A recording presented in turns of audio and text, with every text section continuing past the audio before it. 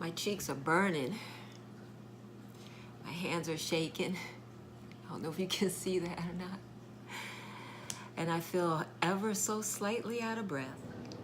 I'm going to talk about anxiety and depression today. I have generalized anxiety, which at times contributes to my feeling depressed. I've had it my whole life, ever since I was a child. I didn't know what it was when I was a child.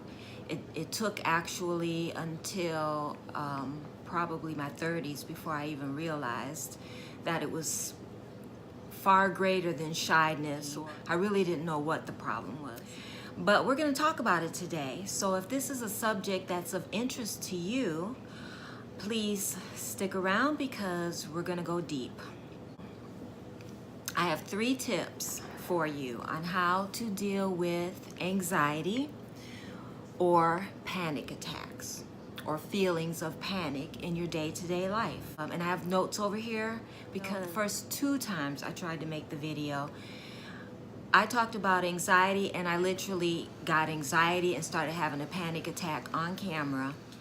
And I thought maybe it doesn't look as bad as I think it does. So I showed it to my son and he's like, no, that's pretty depressing. So I had to think of a way that I could talk about this subject that didn't really trigger those emotions in me. I came up with the idea to write down what I want to say so I could stay on point and share some, hopefully, encouraging information for you. So my number 1 tip is to get a hobby. You have to do things that relax you. You have to find ways to soothe yourself. Do something that brings you joy. One of the things that I like to do, well, I call it my DIY therapy. So really anything to do with crafting, decorating. I like to organize things like drawers and closets. That's totally boring to other people. To me, I enjoy it. And since I'm kind of a messy person who likes to be organized, I constantly have something that needs to be organized because I get it all fixed up and pretty and then kaboom, I tear it back up again. To crochet, I like to do painting. Find out what you can do, just little ways at first, to make yourself feel better. Hobby or reading, maybe reading the Bible, reading a mystery novel, an adventure book, a romance novel, a documentary type novel, or even watching documentaries on TV. Whatever it is that you can kind of lose yourself for a short period of time, regroup mentally, relax, let go, and really just kind of enjoy yourself. And like I said, for me, that's DIY therapy, anything that allows me to be creative. It just brings me joy. It helps me reconnect with myself. And so I love doing it. My number 2 thing that you can do to help navigate life as a person who suffers from anxiety and or depression is learn self-care. You have to learn how to be your own best friend. You have to take care of you before you can take care of anybody else. We might hope for and wish for someone in our life who will have our best interests at heart, look out for us, put us on the right path if we're veering to the right or too far to the left. But we aren't all that lucky. So you have to learn how to be your own best friend and take care of you.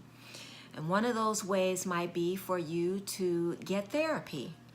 Having a neutral person to talk to about the things that bother you, your emotional issues, maybe your financial issues, your romantic issues, your family issues, whatever that might be that causes you stress and makes it difficult for you to live at an even keel and get past things that might make you feel emotionally down or just all out unhappy. You have to make time to relax. For me, when I feel it building, when I feel that anxiety building, when I feel that a panic attack is near, there are warning signs.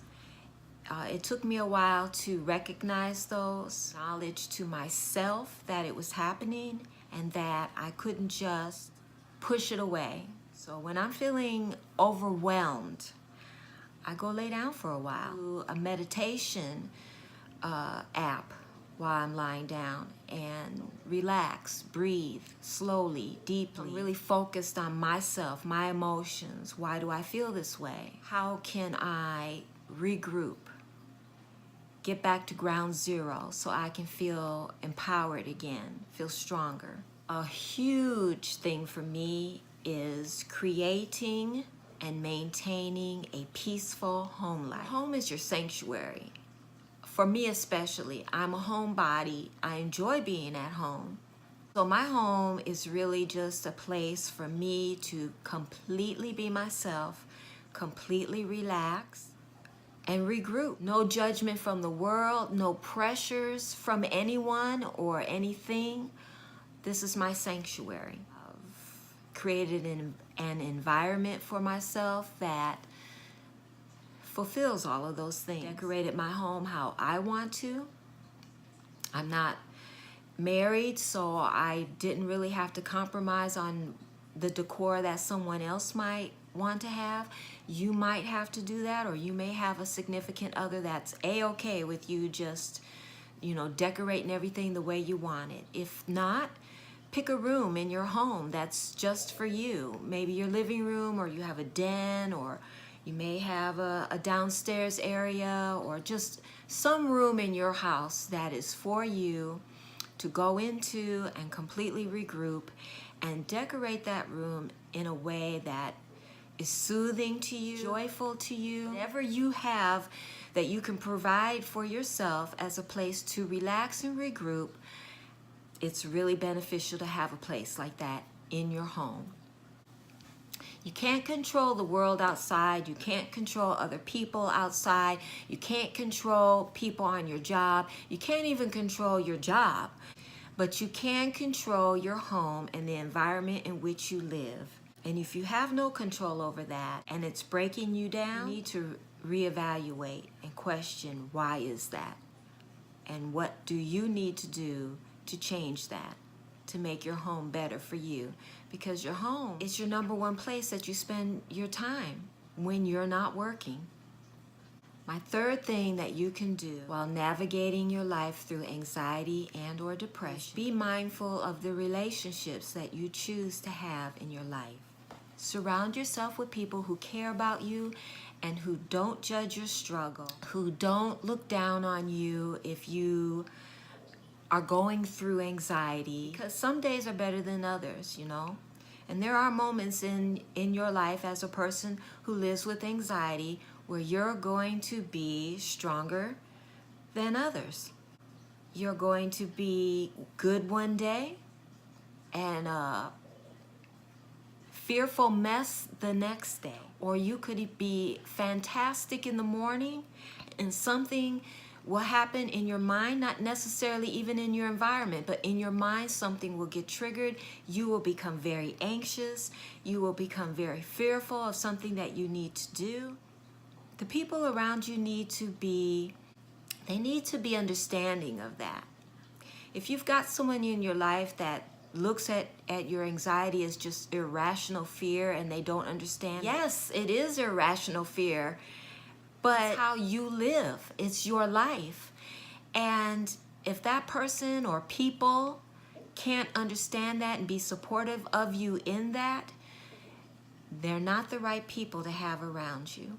And that's so important, to surround yourself with people and relationships that they're benefiting you. And look, we're already as hard on ourselves as we can possibly be when we're feeling anxious and nervous, because nobody likes feeling that way.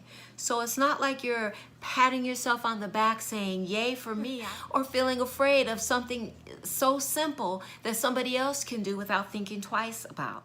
If life were that easy for us, we wouldn't have anxiety.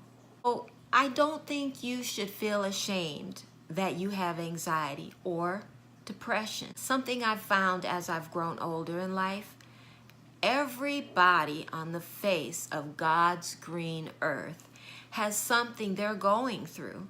Some people share it with others, just trying to create a community for themselves that they can relate to other people in whatever it is they're going through.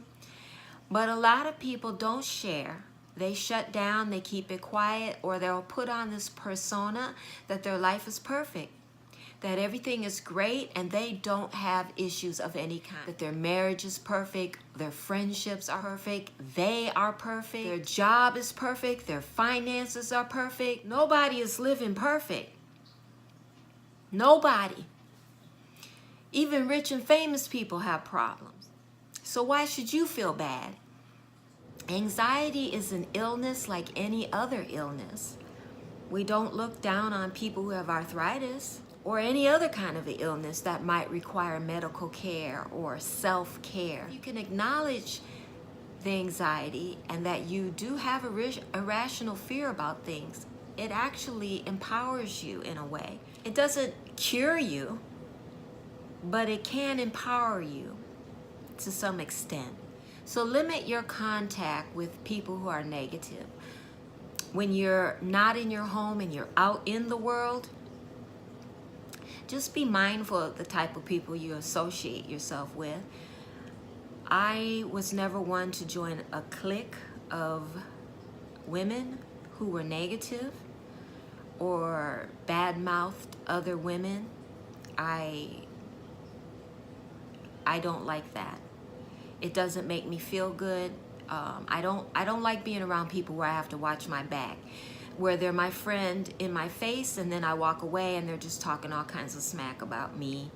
And you know those kind of people because they're doing it to the other people who aren't with you at that moment. They're talking junk about everybody to you. If they're talking like that to you, they're talking like that about you. So avoid people like that because they're not going to lift you up. They're not going to support you when you're weak. They're not going to lift you up when you're trying to be strong. Put your emotional health first.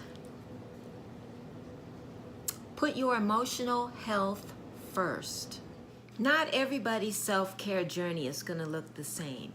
Some people might take comfort in listening to podcasts about anxiety or depression, or watching documentaries on it, or even YouTube videos about it.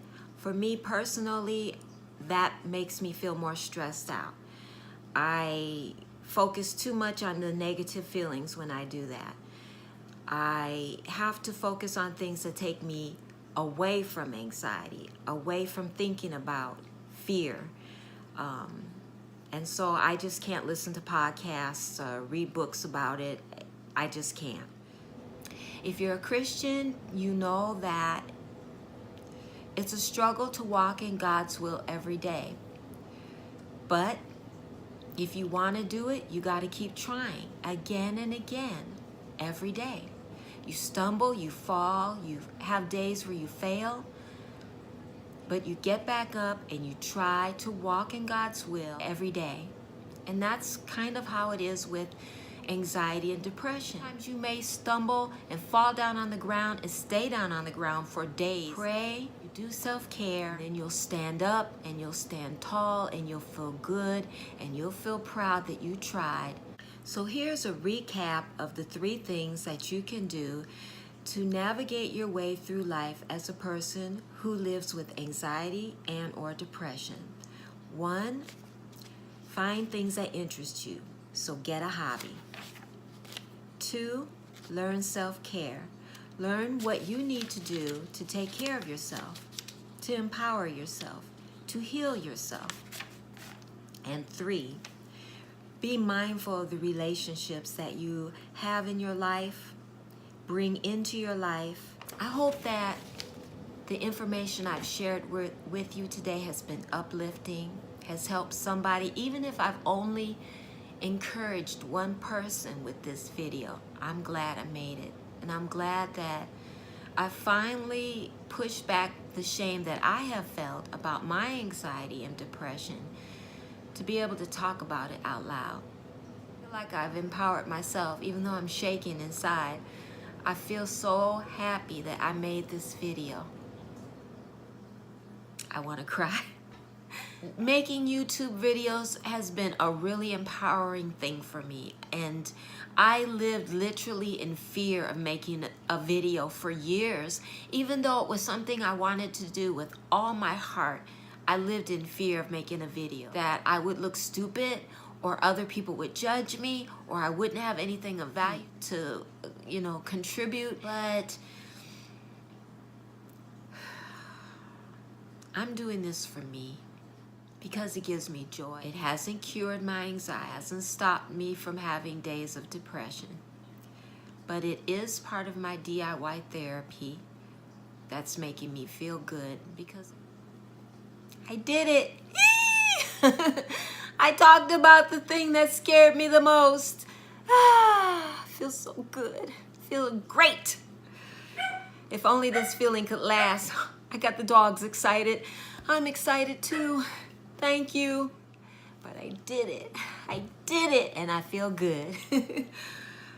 Whew, I feel good.